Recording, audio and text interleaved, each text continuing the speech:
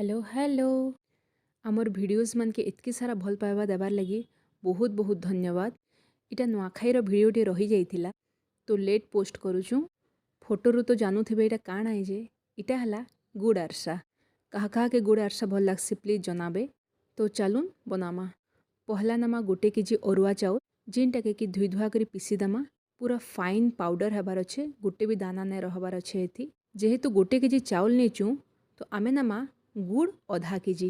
तो गोटे कढ़ई थी अधा कप पैन नेकरी गुड़ के पकईदमा।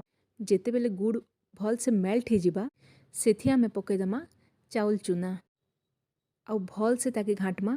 आपण माने देखि पारथिबे तार कंसिस्टेंसी केनता अच्छे जे बेसी पतला ने रखबे इटा के कि बेसी टान भी नहीं रखबे। अटा बागीर टिक्के पतला हवा जेनता कि आपण माने हाथे धरी पारबे। इटा के घाटी गुंडा सारले उपरू पकईदमा टिके इलायची पाउडर।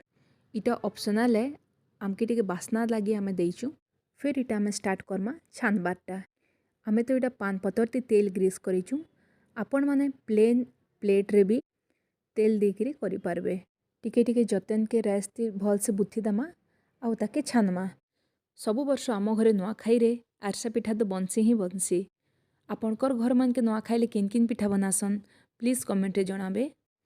आउ इटा देखन रेडी ही गला आमर गुड़ आरसा। एंजॉय।